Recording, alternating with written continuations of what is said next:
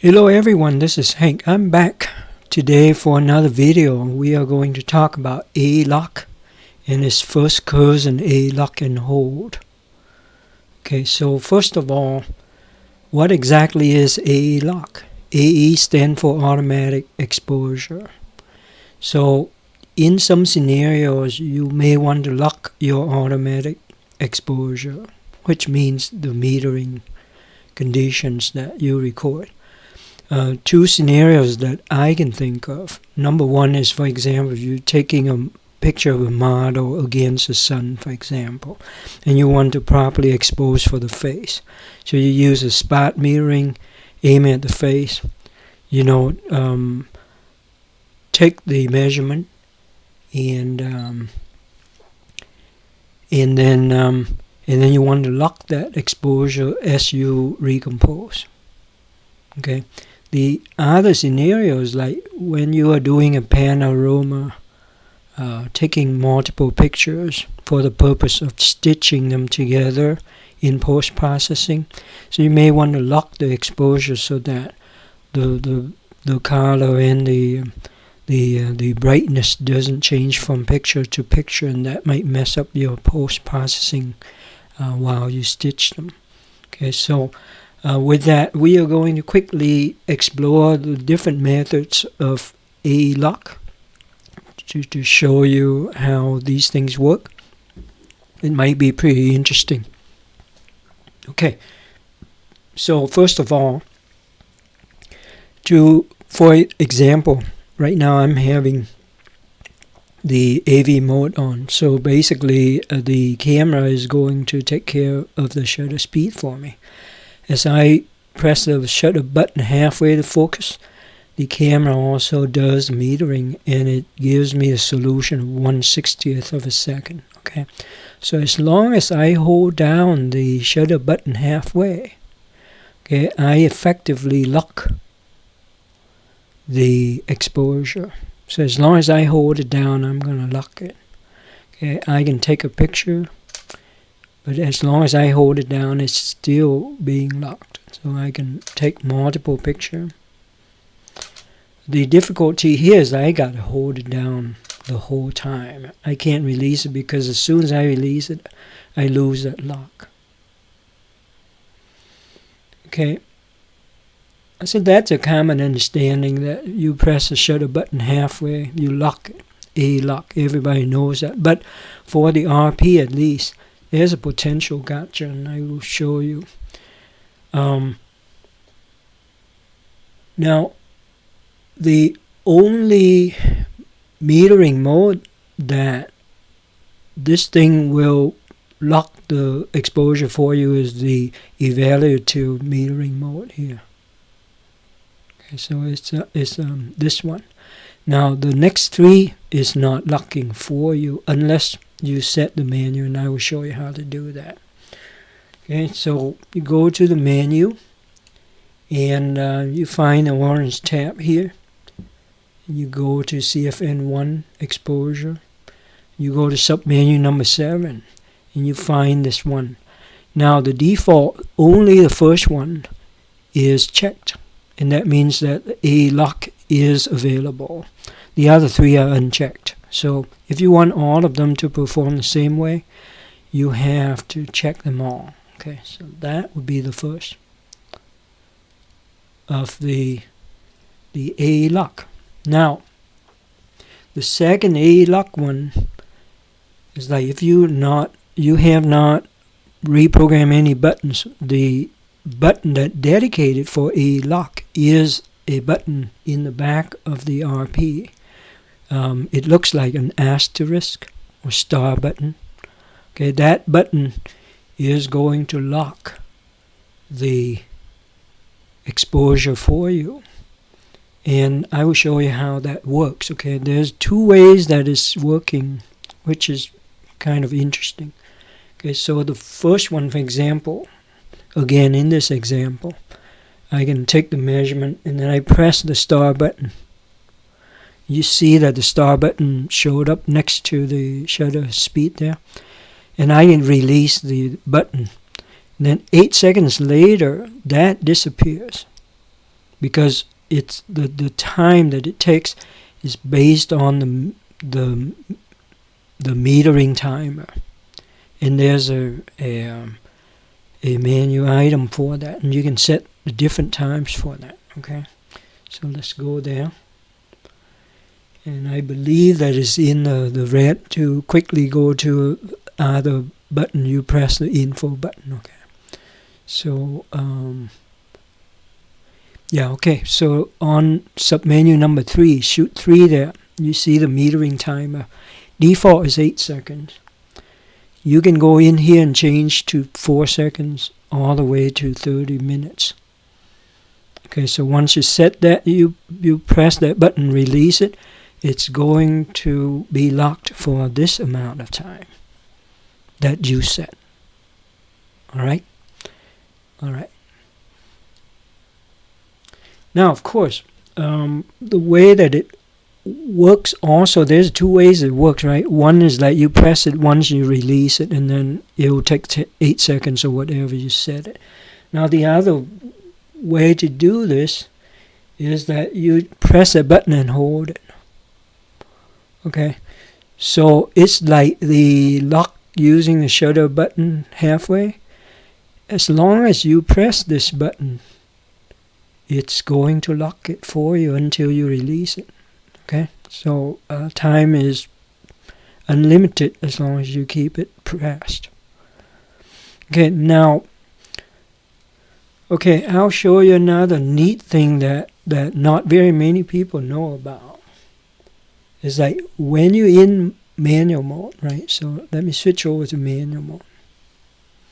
Okay, so when I set to manual mode, and right now I set everything manual now, including ISO. Yeah, so the ISO is manually set to 800.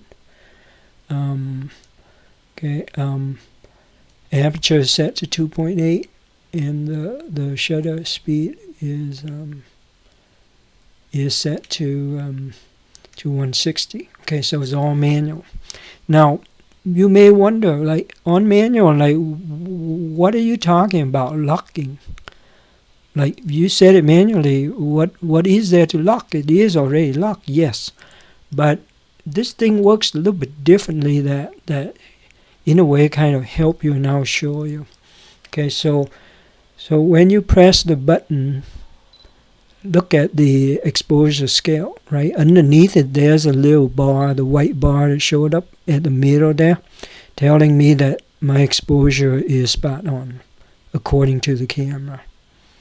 Okay, so now if I press that button and let me hold it.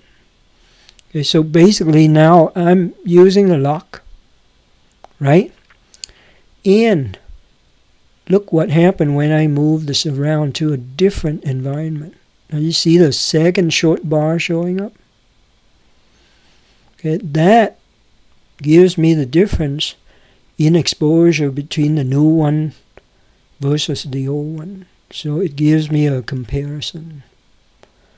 It could be pretty handy when you want to see the difference between, like, say, the model face when the model is against the sun versus, the background after you recompose, for example.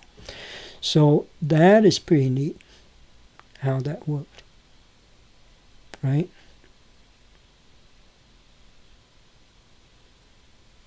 Alright, so, and if you release it, it'll take 8 seconds or whatever the metering mode time is set to, and it'll unlock. Okay? Now, the third way to do it is actually a sub.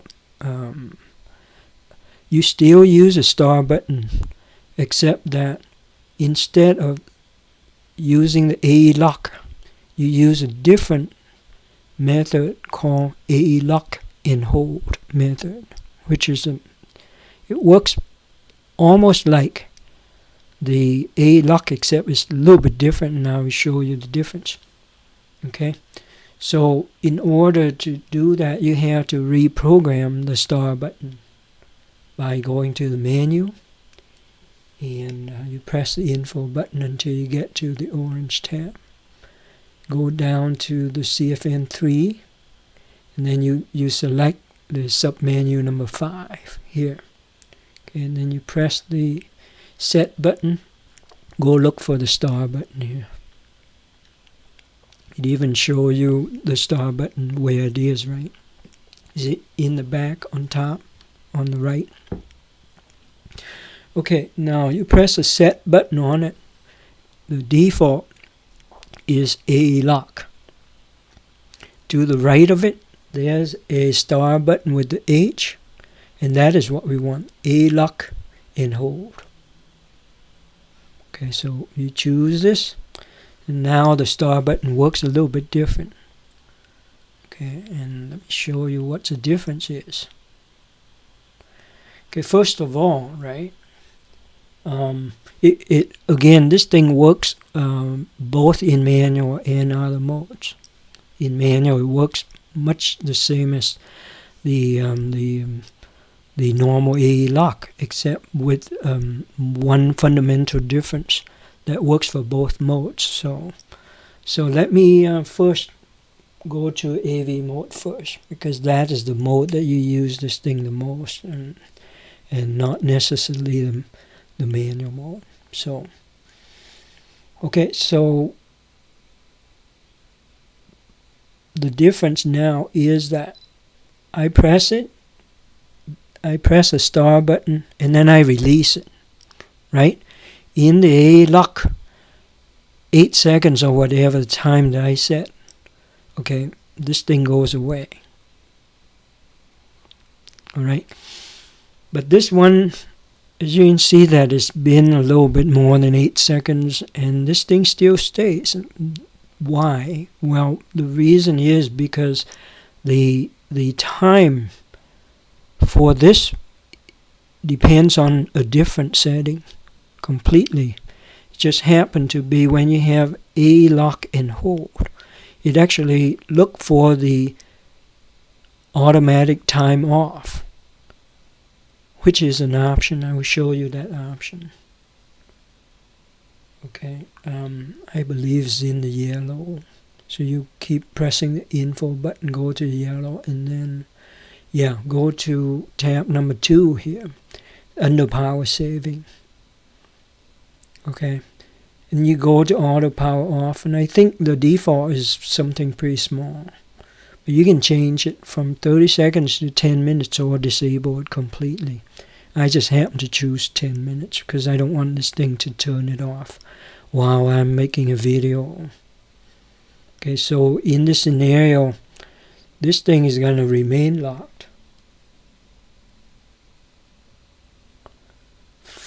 Okay, of course, once I mess with that, it goes away. But okay, now I can relock it again, and it will get locked for 10 minutes until this thing auto shut off, or when I turn off the power, of course. So the difference here is that I cannot press and hold the star button. Okay, but I don't really need to, because if I do anything else, okay, then the timer starts again. So the 10 minutes timer starts again every time I activate the camera. So that 10 minutes is different from the 30 minutes that you can set for the AE lock, if you know what I mean. So as long as you keep using the camera, you will have that 10 minutes buffer all the time. So basically, until this thing auto power off, you have it locked. So that gives you a lot of comfort, a thing to do. Now you don't have to hold it down. As a matter of fact, if you hold it down, it'll reset itself, right? It'll go away. So you activate it by toggling the button like that. Okay. All right. So let me show you. Basically, in manual mode, it does the same thing as the other one. Okay, so I press a star. The fundamental is like once I press it, I have 10 minutes or more. Okay, so now if I move it, again, look at the short bar under the exposure. It tells me the difference. And I don't have to hold that star button. Okay, so I hope that clears it up. That basically is A lock, and the difference between A lock and hold. Okay, so this A lock and hold is pretty useful, especially in the second scenario where you are taking landscape pictures, multiple pictures, so that you can stitch them. And you have a lot of time to do this, obviously, now. Especially if you set the time turn off to be 10 minutes or something. Ridiculous like that. So this thing is basically will lock for a long time. Okay, with that, I'd like to thank you very much. Hope to see you in another video. If you like this and you haven't subscribed, please subscribe and give me a like. Positive feedback is always nice. Thank you.